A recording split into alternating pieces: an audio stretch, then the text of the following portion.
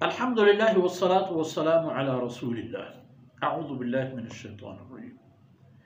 إن ذلكم كان يؤذي النبي فيستحيي منكم والله لا يستحيي من الحق وإذا سألتموهن متاعا فاسألوهن من وراء حجاب ذلك أطهر لقلوبكم وقلوبهن وما كان لكم أن تؤذوا رسول الله ولا أن تنكحوا أزواجه من بعده أبدا إن ذلكم كان عند الله عظيما.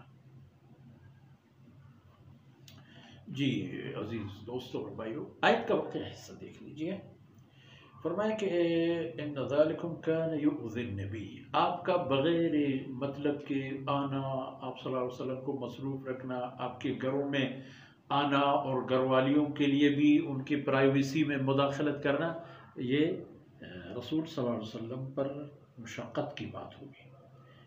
ان ذالکم کان یؤذی النبی، آپ لوگوں کا یہ سلوک رسول اللہ صلی اللہ علیہ وسلم کو تکلیف دے دیتی، لیکن اللہ کے رسول کی جانب فیستحیی منکم، آپ صلی اللہ علیہ وسلم آر محسوس فرما دیتے کہ میرے چاہنے والے ہیں، میرے ساتھی ہیں، میرے طالب علم ہیں، میرے دوست ہیں، تو میں ان کو کیا بتاؤں.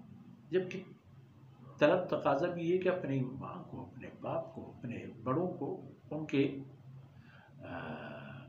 دائرہ شخصی میں حیثیت دو، مقام دو، کہ تحفظ کرو. رسول صلی اللہ علیہ وسلم کے لیے بھی تو یہی کرنا چاہیے.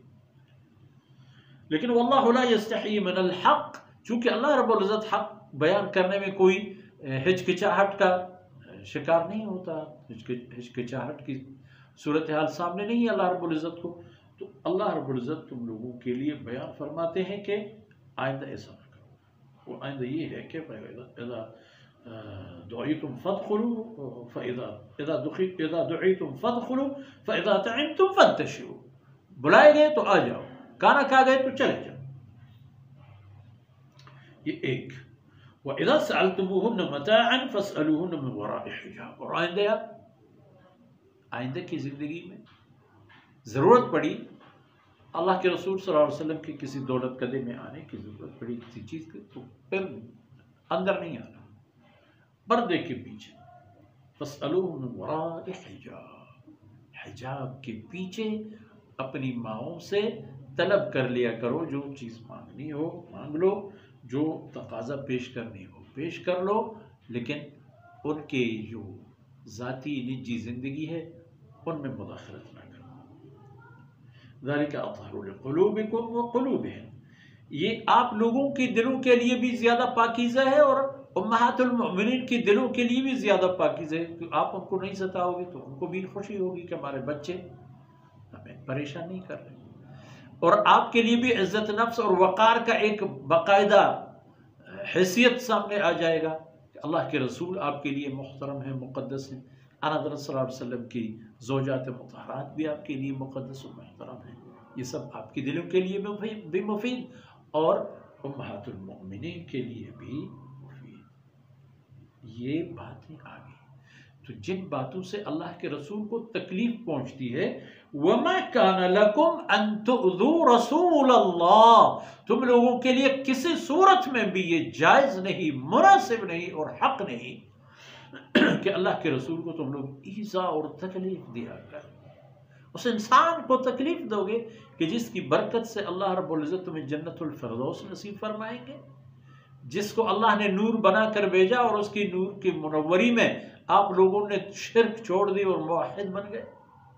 اس رسول صلی اللہ علیہ وسلم کی لمحہ لمحہ رفاقت اور طاعت کو اللہ رب العزت نے عبادت کا درجہ دے دیا، اور اس کے عوض میں اللہ رب العزت نے تمہارے لیے جنت کا وعدہ کیا. اس کو تکلیف دو گے؟